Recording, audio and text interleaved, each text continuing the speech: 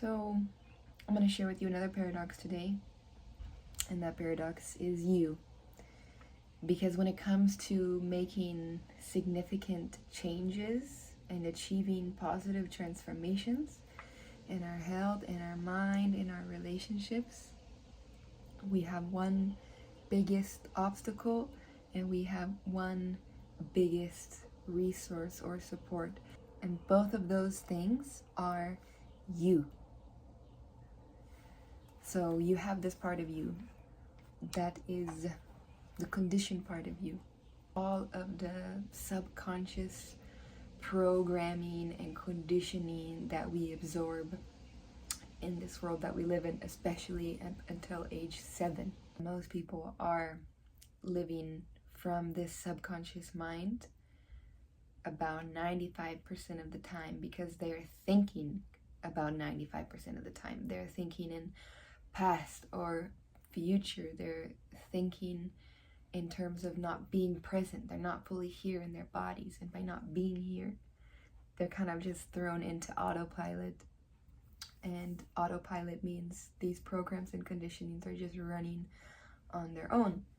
And of course, we all have different programs and conditionings. Our self-sabotaging, limiting beliefs, fear that we're not good enough, that we're gonna fail, all of these things that hold us back from really acting and expressing and being creative with this amazing life force energy that we have, with this amazing opportunity that is the present moment.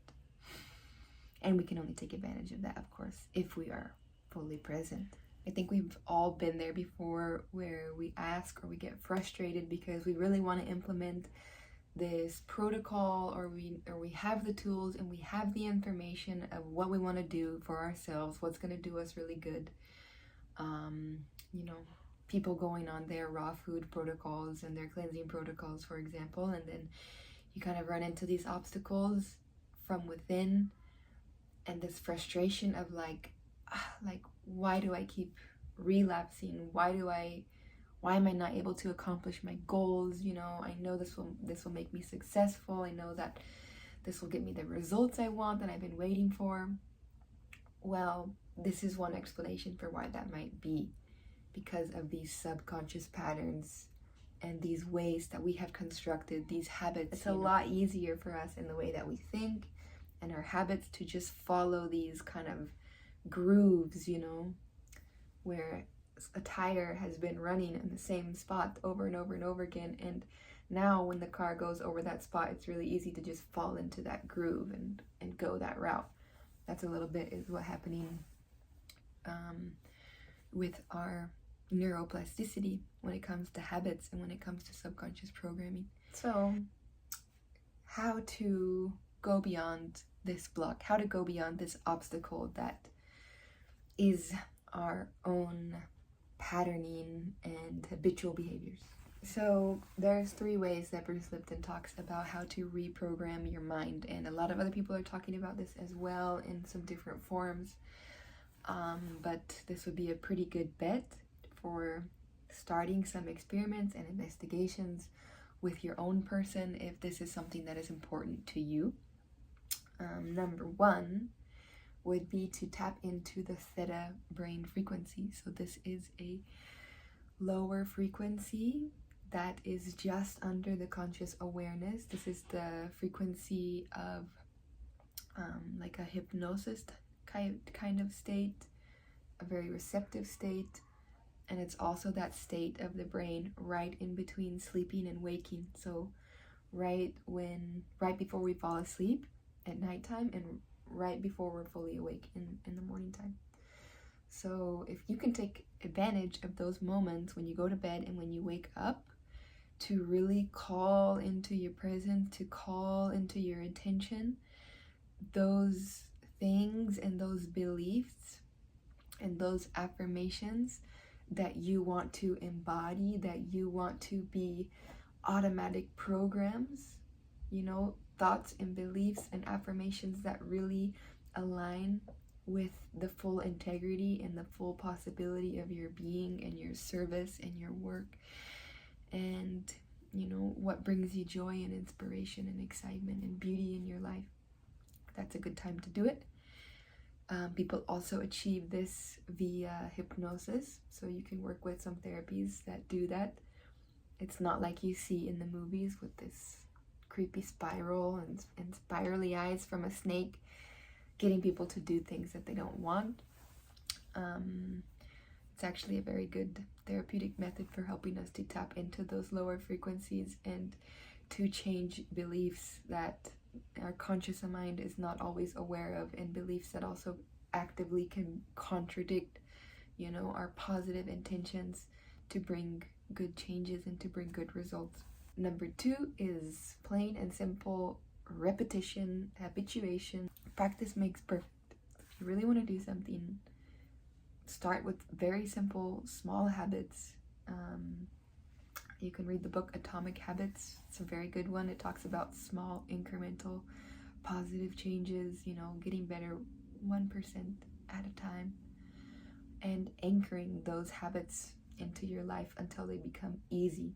So, of course, in the beginning, in the first few days, it's going to be a challenge to remember to do that. You might need to set a timer for yourself. You might need to put extra reminders to help you stay on track.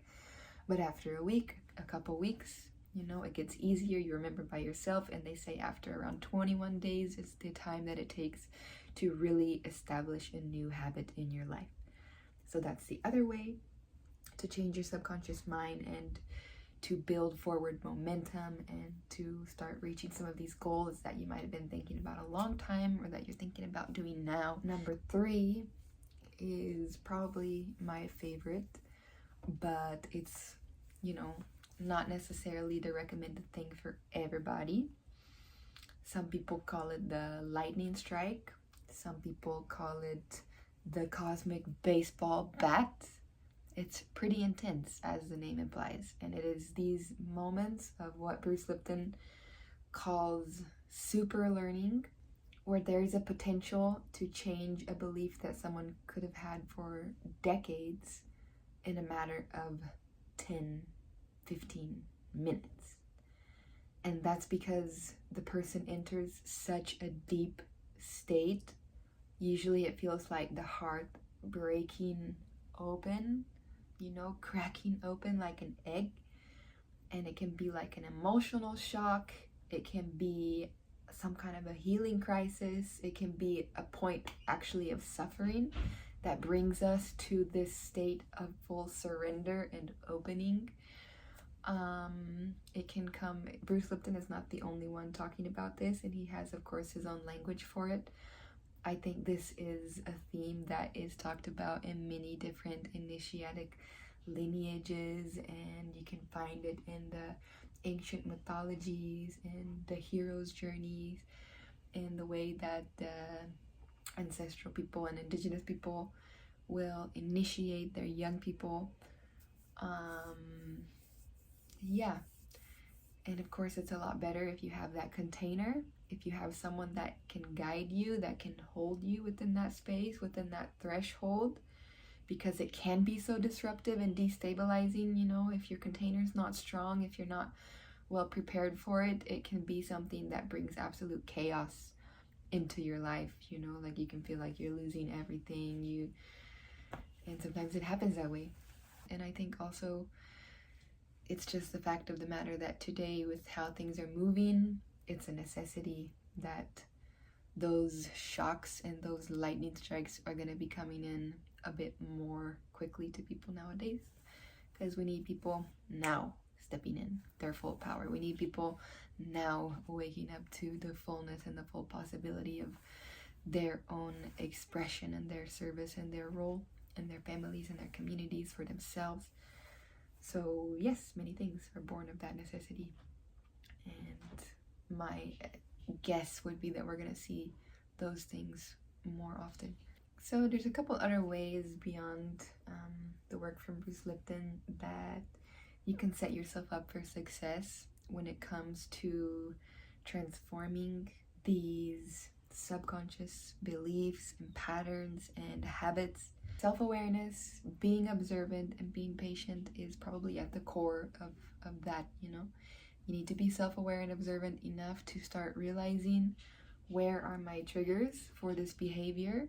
what kinds of situations, what kinds of emotions are more likely to make me to slip into that habit that I'm trying to change, and how do I do the most that I can to circumvent that trigger in my environment, you know. And of course there's only so much of that we can do, but it helps a lot. And then in that moment when that trigger also comes up, if you start to become more aware of the triggers, you know, you can more easily be prepared to redirect your attention, to redirect your energy, you know, as you would maybe a child who is getting into something that they shouldn't be getting into.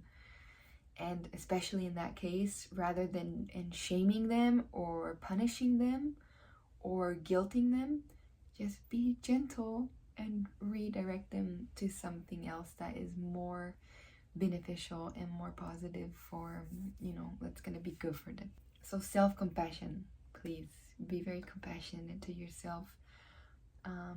If that is something that you have not been developing very much in your life, commit now to developing that self-compassion, because if we fall into these spirals of guilt and shame, those things just perpetuate themselves and they just reinforce those same habits. So be compassionate and be patient and learn how to balance, you know, discipline as an act of love for ourselves and compassion, you know, to be sweet and patient along the way. We need both. Self-awareness, you can get into contemplative practices, you can get into some mindfulness training. You can try to maybe get rid of a lot of the extra distractions to limit some of the social media scrolling, because that's helps us to re-strengthen our attention spans, helps us to not have so much extra, you know, stimulation, mental images running through us, that we can be more likely to focus, more likely to be present. Again, back to that conscious mind, back to that creative mind that is present in the here and now. That discerning mind that knows, what do I want? What is really bringing me the most inspiration and the most passion and the most joy? What makes the most sense for me in this moment? And then of course in this realm of proactively, patiently, with determination, counteracting that obstacle and that self-saboteur that we so often can become for these beautiful opportunities and possibilities in our life. It also involves building good habits, you know, building strong, healthy routines that keep you grounded, that keep you focused, that keep you in a flow, that is building momentum, that is building a foundation. And the more you build that foundation and the more you affirm those good habits, the easier it becomes to act on them, and the easier it becomes to do other things that benefit you and bring you closer to achieving those goals and those visions. We call that the upward spiral effect. And on that journey, building new habits, you know, especially if you're coming on to a, you know, health protocol where you're going to change up your diet, where you're going to change up the way that you relate to your body, where you're going to change up your lifestyle, you're definitely going to have to build some new strategies and incorporate and develop some new tools for being able to sustain any of these things.